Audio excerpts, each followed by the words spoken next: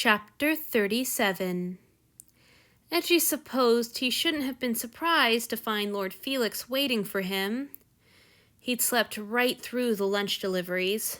Norio finally woke him just so he could eat something. He'd worried about sleeping through his shift, but Zenji had waved away his offers to stay through the dinner deliveries. Go get some more rest, the older man had advised, and Eiji had dragged himself back to his master's rooms, still a little sleep-drunk, to do just that. When he opened the door, the first thing he saw was Lord Felix kneeling on the carpet, cleaning it furiously. The carpet brush looked like a toy, almost swallowed up in the god's massive hands, and the sight would have been comical if it weren't so wrong. Eiji hadn't been here to serve as he was meant to do, and now his master was doing the menial chores that should have been his. He didn't even have the excuse that he'd been working. Ever since breakfast deliveries, he'd just been sleeping, indulging himself and neglecting his duties even though he was already in disgrace. He fell into his bow, cursing himself. "Welcome back, Eiji," Lord Felix said, soft and nervous. My lord, please, I beg your forgiveness for my failure to keep your rooms in an acceptable state." That was hardly a proper greeting. Eiji shut his mouth before he could make things worse.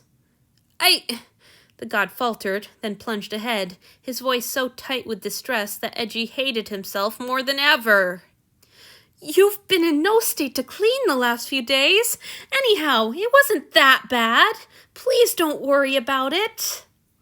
The one command that Eiji had always been worst at following. "Please allow me, my lord. Such a task is beneath you." Lord Felix sighed. Eiji, you know what I do all day, don't you? I scrub bedpans, change soiled sheets, bathe my friends' bodies." "That's beneath you, too." Eiji was at least smart enough not to say it, but the words crackled through his mind nevertheless. "Anyhow, I live here and walk on the carpets just as much as you," his master finally continued, when no response was forthcoming. "I want to do my share. How was your day?" "Horrible." "Your servant is well, my lord. Thank you." Lord Felix fell silent, and Eiji huddled miserably before him. He'd never figured out how to hold up his end of conversations with this god, and now that Lord Felix had stopped peppering him with one warm, interested question after another, the way he used to do. "This is how it will be for the rest of my life. This is the beginning." It was like being swallowed up, a fly disappearing into a fish's gullet. Cold, empty certainty settled over Eiji. This was his fate, then. It was all happening again. The silence, the solitude, the endless, empty days would return. He would kneel in the doorway and listen for Lord Felix's footsteps, and every few days his master would feed from him, and that would be all. Maybe it won't be so bad. I have my work now. I won't just be hanging around waiting for him to speak to me all the time. No, it'll be worse. This time, even if I don't have to spend all my time here, I'll still know what I could have had. I'll remember all of it every day, and I'll know exactly what I did to lose it. Things I'll remember and regret giving up every day for the rest of my life. 1. The way he called me dear and sweetheart, or said my name like it was the warmest endearment of all. 2. The way he used to look at me when I smiled or laughed. 3. The way his cold body felt when he put his arms around me after a day in the hot kitchen. 4. The way he used to immediately introduce me to new people, like he was proud to have me. 5. The way he asked, "May I touch you?" 6. The notes he left me. 7. The way he treated my aging, used-up body like a thing to treasure. That's practically its own subcategory.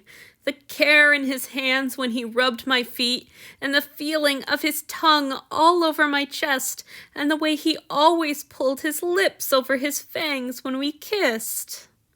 8. The way he gasped and gawked at Rokuro's ingredients. 9. He said he loved me. No one else has ever said that to me. I don't know what he meant, and now I never will. So, Lord Felix's voice interrupted his list, and already Eiji found himself counting and hoarding his master's words as if he were laying up provisions before a drought. Last night was, well, that was just all we needed after everything else, wasn't it? I'm sorry you had to hear all that. Please forgive me, my lord, Eiji whispered. Your servant never meant to eavesdrop on your private conversations. There's nothing to forgive, replied the god. We had that conversation in your home. Also, we had it rather loudly. He hesitated for a moment, then continued. Are you ready to talk about it? I hope you got some sleep last night, but I also hope you had enough time alone to, process. Shit! Was I supposed to be processing the things that happened last night? I didn't know! He didn't tell me! That's no excuse. That's never an excuse. A good attendant knows his master's will without explicit directions. What matters is that I didn't do what I was supposed to. I'm not even sure I know how. What do people mean when they talk about processing? I don't think it's what I do when I'm alone. I think that's just panicking. Never mind. Focus on the question he asked. Lord Felix wants to talk to me. I can't throw away a chance like this, not when there aren't likely to be many more forthcoming. I would be glad to talk about it if that is your wish, my lord, he said, hoping he didn't sound as pathetically eager as he felt. Lord Felix took a deep, nervous-sounding breath.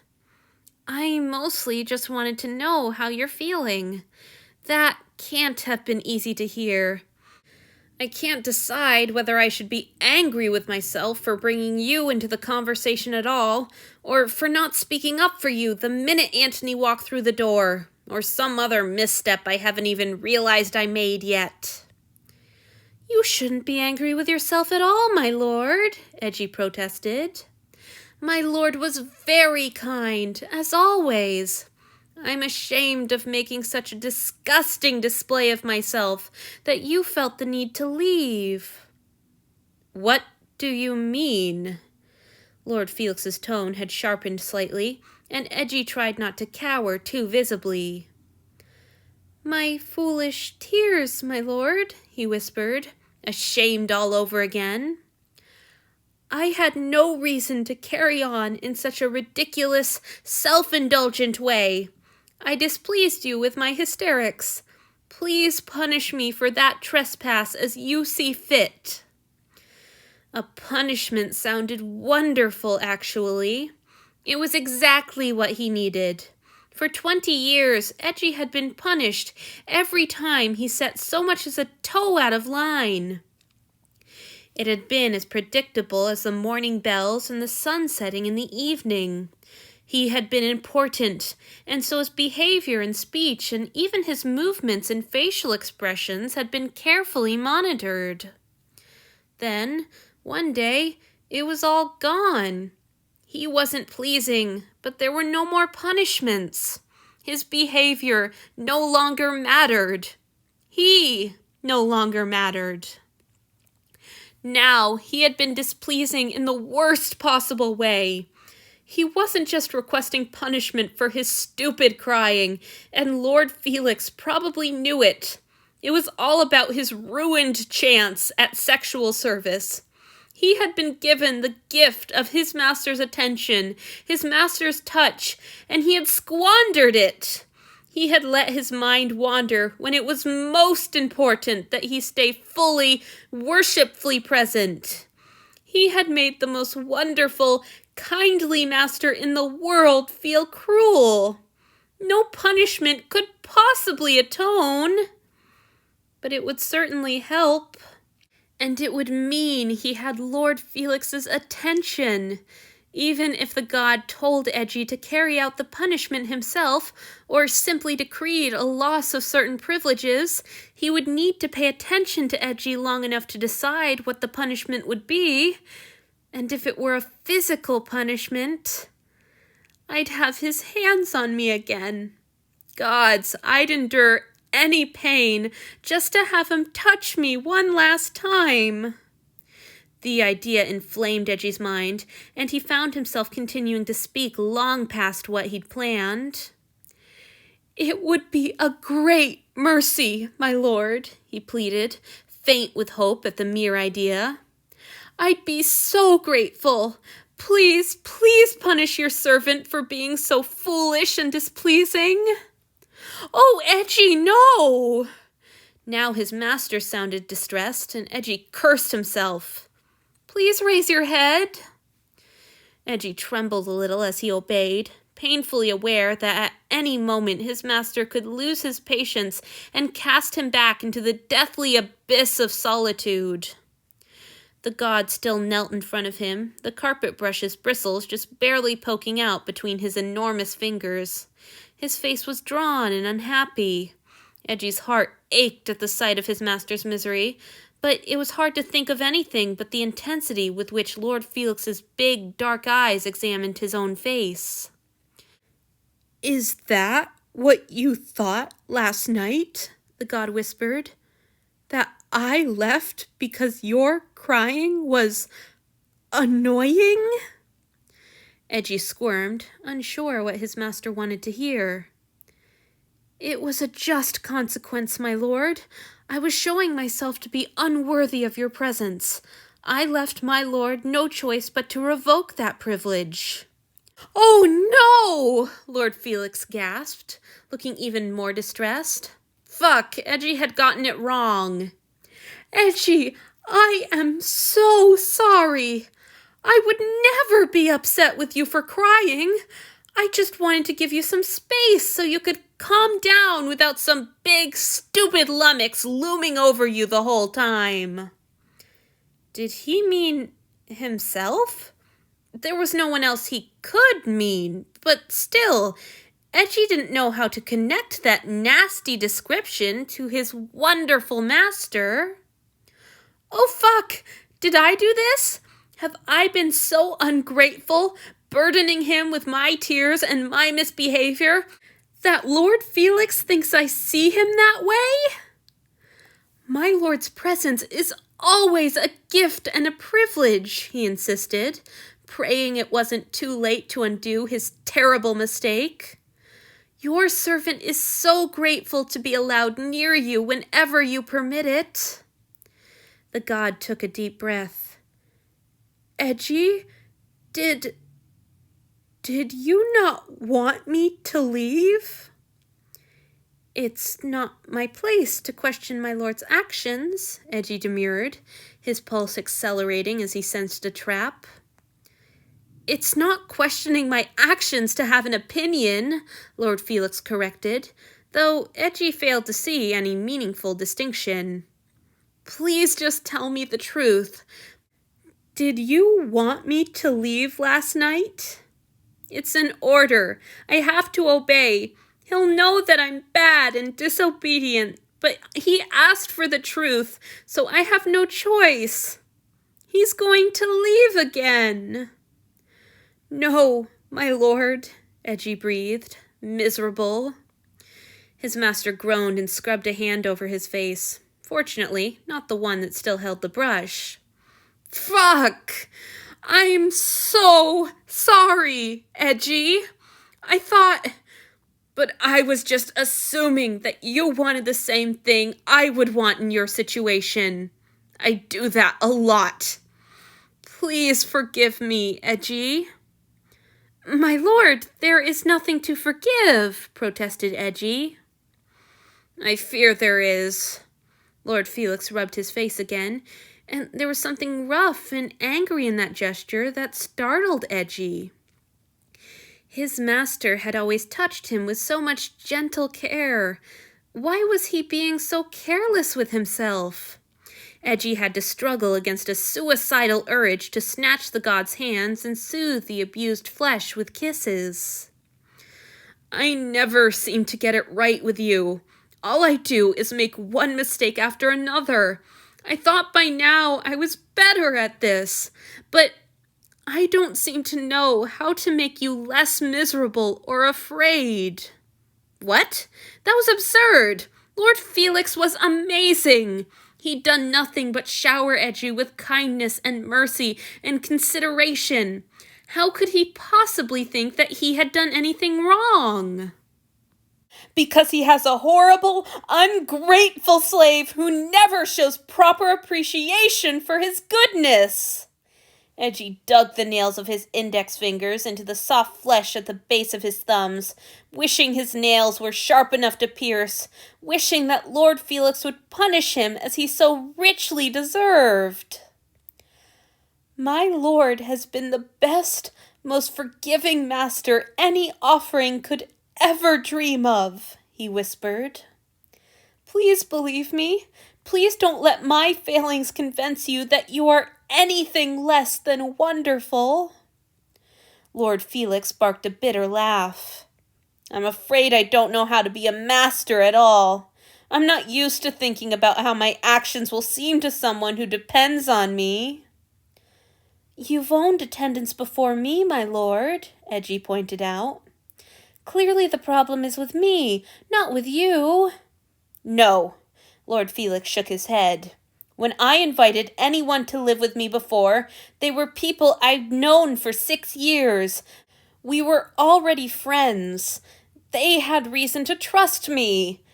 I didn't scare them so much. Trust again. What am I doing that makes my master so sure I don't trust him? Do I trust him? That was a new thought. Just as when Eiji tried to guess what the god meant when he'd spoken of love or processing, he found that the mere word bewildered him when he considered it closely. What does he mean by trust? Is it like the stories where people tell each other all their secrets and never worry about being abandoned? If that's what my lord wants of me, I don't know if I'm capable of giving it. I think he might be right. I don't trust Lord Felix, or Zenji, or Norio, or anyone. I never have.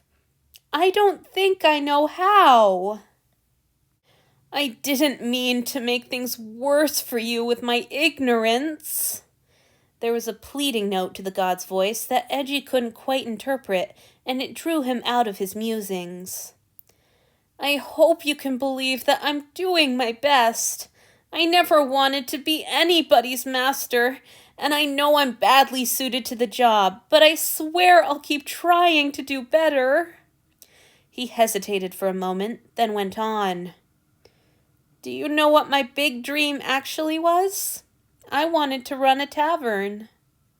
Eiji tried to keep the astonishment from his voice. A tavern, my lord? It wasn't impossible, Lord Felix said with a shrug.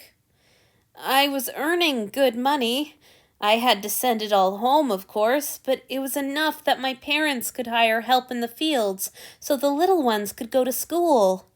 Then, once Marcus made me his second, there was enough that I could start saving too. This was all so alien. Eiji couldn't imagine being responsible for anyone other than himself. The idea was crushing. He was so powerless to determine anything in his own life. How could he bear to have someone else depending on him? On the other hand, Lord Felix wasn't a lowly human slave. He was strong and capable, able to do anything he wanted.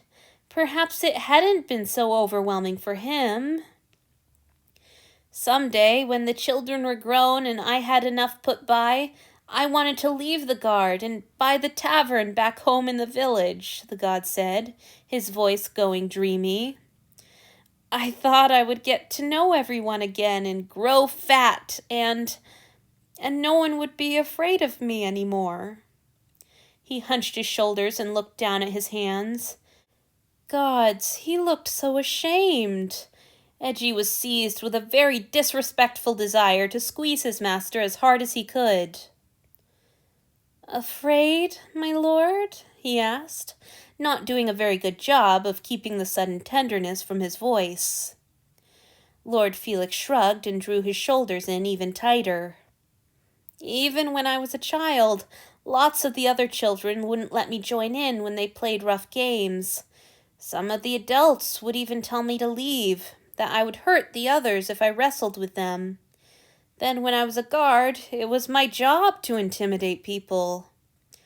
But I thought, well, if I had a big belly and rounder cheeks and stood behind a counter and laughed and chatted with people all day, I wouldn't seem so scary.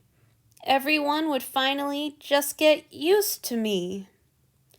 Eiji tried to imagine it. At first, he couldn't. Lord Felix was a god, a subject of imposing statues and fearful hymns. Those images were impossible to reconcile with the idea of an innkeeper like the ones in books. But then Eiji remembered the game nights, the way his master joked and fussed over everyone and made them tea and passed the bottle when anybody's cup ran low. For just a moment, he could imagine it so vividly that it was like a moving painting in his head. He'd never been in a tavern, but he'd read enough descriptions of them that it was easy enough to conjure up a picture. Lord Felix would be bustling around a cozy room, depositing pitchers of beer and bowls of simple, hearty soup, stopping to talk and laugh with everybody. He wouldn't bother softening his voice the way he did on the ship, because he would need to keep it loud to be heard over the cheerful roar of the room.